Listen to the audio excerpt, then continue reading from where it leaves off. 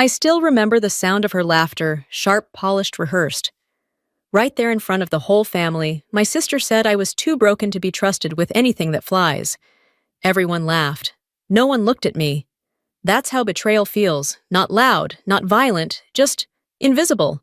She took my father's name, my inheritance, and the last thing he ever left me his trust. But that day on the plane, when the engine exploded and panic drowned every voice, Vivian stopped laughing. Because the broken sister she mocked was the only one left who knew how to keep 300 souls alive. My name is Thelma Douglas, and this is the day the sky decided whose story was true. The church smelled like lilies and disappointment. I stood by the doorway, half a guest, half a ghost, while people spoke about my father, like he was a chapter that had already been closed. The air felt corporate quiet, polished, insincere. Vivian owned the room the way she owned everything else. Her heels clicked against the marble, like a gavel striking judgment. I kept my hands folded, eyes steady. The lawyer beside her unfolded the papers slowly, as if ceremony could make betrayal less cruel. When he read the final page, I didn't hear my name, only hers. The rest of the world seemed to vanish behind the sound of her perfume and the whisper of her smile. Vivian turned toward me, her tone wrapped in sympathy so thin it almost tore. Dad wanted what's best for you, Thelma. The trust requires emotional stability. The room shifted. No one looked up. No one defended me. I had felt pain before in combat and loss, but this was different. It was clean, deliberate. The kind that doesn't bleed, only burns. The lawyer handed me a small envelope, old and soft at the corners. My father's handwriting shaky but still sure. Inside was a folded photograph of him beside the Astra NX-9, the new test plane he'd warned everyone about. Beneath it, a single line, "You'll know what this means when you're back in the sky." I didn't cry. I couldn't. Grief had been replaced by something colder clarity. When the service ended, Vivian stopped me by the door. Her sunglasses caught the reflection of my face like a warning. "I've booked us on the same flight back to Chicago. Dad would have wanted us together." I nodded, knowing it wasn't about family, it was about control. She still needed to remind me who she thought held the power. But somewhere deep inside, I knew that flight would prove which one of us actually did. The plane hummed with that familiar low vibration that only long flights have. Vivian sat by the window, her reflection floating beside the clouds like she owned both. Between us was an empty seat that couldn't fit 10 years of silence. She lifted her glass of Merlot, her voice calm but sharp enough to cut through the hum of the engines. "You traded law school for a cockpit. Dad never forgave you for that." I didn't look at her. The words weren't new, just recycled, polished, and cruel. "He forgave you for worse things." Her smile didn't falter. It froze. "You mean ambition?" "That's not a sin, Thelma. That's evolution." The cabin lights flickered slightly, and for a second, I thought of my father's voice, that steady, commanding calm. But Vivian brought me back with a soft click of her briefcase. She pulled out a folder and placed it on the tray table, so I couldn't miss the label stamped across the front, Douglas Estate. Final. "Don't take it personal," she said smoothly, tapping the folder with one manicured finger. "Legal competence matters. You're not exactly employable." Her tone was honeyed arrogance, but something about it felt brittle. I'd been insulted by her for years, but this carried the edge of panic. She wasn't just attacking. She was protecting something. My phone vibrated. A message from Mark Jensen, an old friend from the FAA. I checked the NX-9 files. "Something's missing from Henry's report. Pages redacted by corporate counsel. You might want to look closer." Corporate counsel.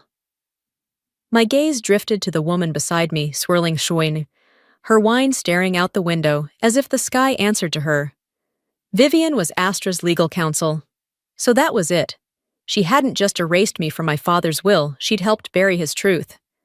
I turned my head toward the window. The ground had vanished beneath us, replaced by an ocean of cloud and a low hum from the engines.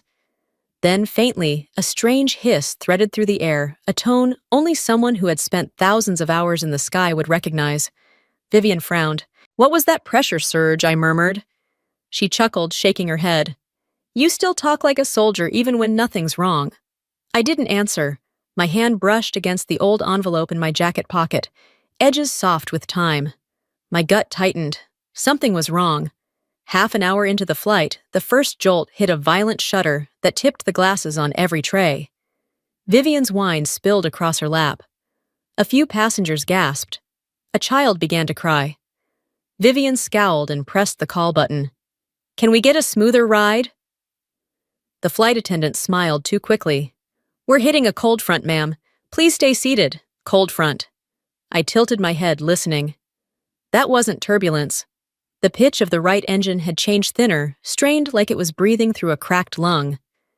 "Engine 2's losing compression," I whispered. The attendant hesitated.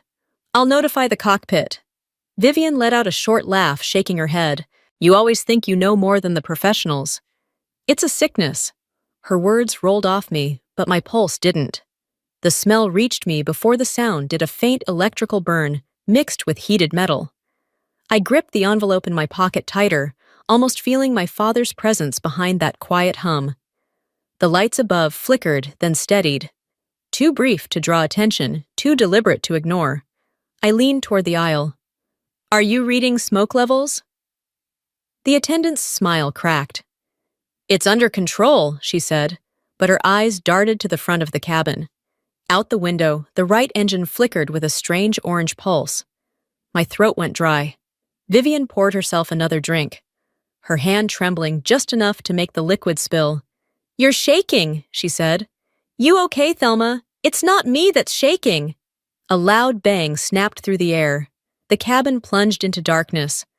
Lights flashing in rapid bursts. Passengers screamed. The overhead bins rattled. Oxygen masks dropped in slow, eerie unison. Vivian's voice broke through the chaos. "What's happening?" I fastened my seatbelt, my heartbeat strangely calm. "We just lost an engine." She stared at me, disbelief mixing with fear. "How do you know?" "Because the sky just changed its tone." Outside, a streak of orange fire glowed against the window, reflected in Vivian's wide, terrified eyes. I looked past her steady, holding the envelope tight in my hand. Back in the sky. The jolt came like someone punching the belly of the plane. Vivian's wine glass shattered across her lap. A dull thud from the right engine, then the cabin lights snapped to red. Children started crying. A man near the aisle shouted about seatbelts. The captain's voice tried to calm us over the intercom, and then cut out, swallowed by static. For a second, there was only the sound of our own breathing. I unclipped my belt before anyone could tell me to. The flight attendant reached for me with a look that said she wanted rules more than answers. "Ma'am, please return to your seat." "I don't want to sit down," I thought. Not this time. I pushed into the cockpit. The door hung open. The captain slumped against the controls, blood at his temple. The first officer had one arm wrapped around the yoke, eyes panicked, trying to make the aircraft do what the instruments would no longer promise. He saw me and mouthed a question. "Who are you, Thelma Douglas?"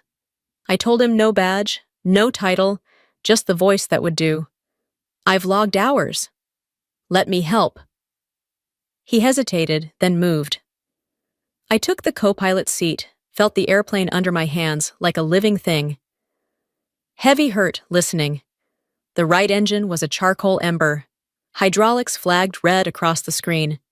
Cabin pressure was bleeding away. I ordered manual control, left engine only. Disconnect autopilot. Outside, the sky pressed black. Inside, warning stacked altitude dropping systems degraded. I keyed the radio. "Mayday, Mayday. This is Flight 762. Captain incapacitated. Douglas assuming co-control." Static answered. Then nothing. Radar and GPS had gone dark. Some strike must have taken the antennas. The cabin hissed as pressure leaked. The first officer's hands trembled, then failed. He was white in the face, fighting breath. "You trained for this," he managed. "No, I told him, but I survived worse." We began to lose altitude. The 777 responded slow and stubborn, but it responded. From the EIKS, a new line burned through the display, hydraulic fluid leak. Primary system compromised. If that stayed true, we would not be landing anywhere soft. I looked at him. "Can you hold for 60 seconds?" he whispered. "I think so," I said. "Then I'll buy us the next hour." Every antenna on that bird had been punished. Calls to ATC returned only hiss. I cycled through military frequencies until my throat went dry. Silence answered.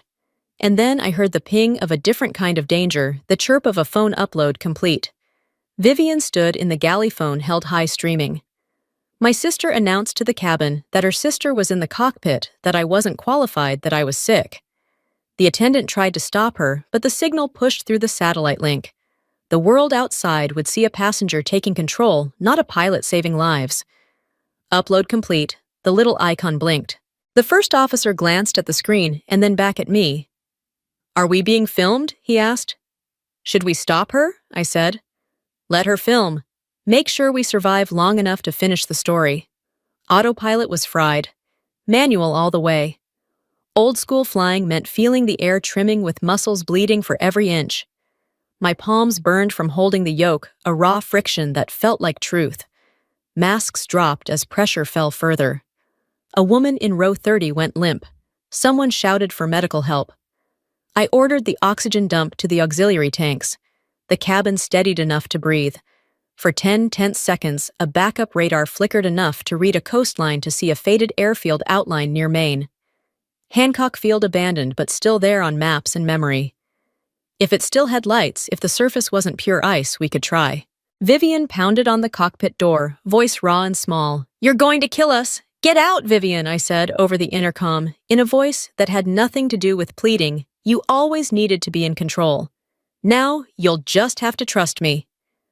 She froze. For the first time since I could remember, she didn't argue. The first officer's eyelids fluttered and then drooped.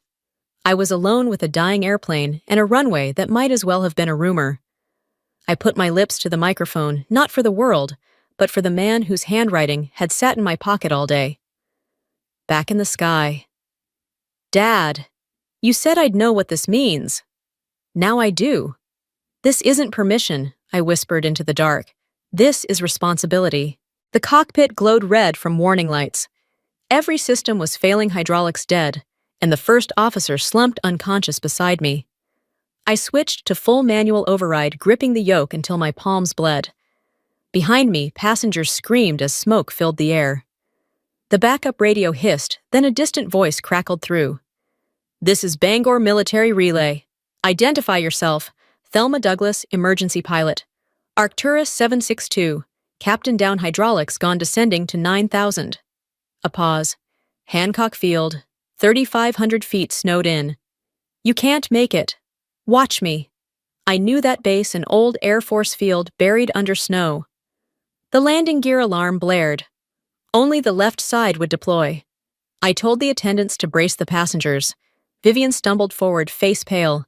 "They said we can't make it. They said that about Dad, too." Lightning tore through the clouds, rattling the plane. The voice returned on the radio, Captain Douglas runway lights on manual. "God help you. He already did when he gave me training." At 4,000 feet, a new alert blinked fuel imbalance. I dumped the right tank, watching vapor stream past the window. Vivian clung to the doorway. "You're bleeding. So is the plane." She sank into the seat, whispering, "He would have hated me. He loved you. He just didn't trust you." Then the left engine burst into flames. I cut power smoke thick in my throat. "We're going to die," she cried. "No, we're going to land. 2,000 feet. The runway appeared ghostly white beneath us. Flaps 30, gear left locked. Brace, impact, screeching metal sparks, chaos, and then stillness. I pressed the mic, voice shaking. "This is your pilot. We're safe." Outside, snow fell softly, covering the wreck like forgiveness from the sky. I stepped out of the cockpit into the dim blue of emergency lights. Sirens howled beyond the windows, slicing through the snowstorm. But inside the cabin, absolute silence. Hundreds of eyes followed me, disbelief suspended in the frozen air. Vivian sat against the wall, mascara streaking down her face. Her voice was barely a whisper. "You actually landed it. You actually doubted I could." The flight attendant opened the exit hatch. Cold wind rushed in, carrying the first hesitant claps, then more swelling until it became a roar.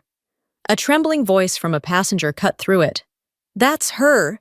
She's the one who saved us." Within minutes, someone's video hit the internet, shaky, smoke-filled footage of my sweat-soaked face in the cockpit. The title read, Unstable Veteran Lands 7 Alone. The story spread faster than fire. By the time rescue crews guided us into the terminal, cameras were waiting. Captain Douglas, what training helped you land the plane? I looked straight at the lens. The kind you can't fake. Vivian stood beside me, silent flinching when they said, Captain. That night, Arcturus Airlines released a statement, passenger entered cockpit against regulation. Hours later, the FAA opened a criminal inquiry. Applause turned to suspicion. Xnan unstable, pilot trended worldwide. She saved 300 lives but broke 1,000 laws. One comment said, I sat in a small interrogation room, hands bandaged, clock ticking loud in the silence. Pilots know when the sky speaks, you listen. Then you wait for it to go quiet again. 3 days later, they summoned me to Washington. The FAA and NTSB hearing room smelled of stale coffee, fluorescent light, and paper that had absorbed too many secrets. The sign on the desk read, Federal Aviation Hearing Case, Flight 762. A woman in a Navy suit leaned toward the microphone, voice clipped. Ms. Douglas, were you medically cleared to operate an aircraft? I was cleared by the situation. A few heads turned. She pressed play on the screen. The video showed me stepping into the cockpit while Vivian's voice echoed in the background. She's unstable. The sound filled the sterile air. No one moved. Do you suffer from PTSD, Ms. Douglas? No. I suffer from people who weaponize the word. Her eyes flicked to the end of the table where Vivian sat, calm, crisp, perfectly polished in gray. I'm here to ensure fairness, she said smoothly, as though this was another courtroom she could manipulate. But I knew better. She wasn't here for justice. She was here to contain the explosion. Mark Jensen. My attorney opened his briefcase and laid a stack of documents across the table. These are internal Astra Airways files, he said evenly. They show that Henry Douglas filed a safety report on the NX-9 engine. The document was later redacted by corporate counsel Vivian Douglas. The temperature in the room seemed to drop. Vivian's hand twitched. That's confidential corporate material, Mark cut her off. You removed the safety warnings to protect Astra's merger.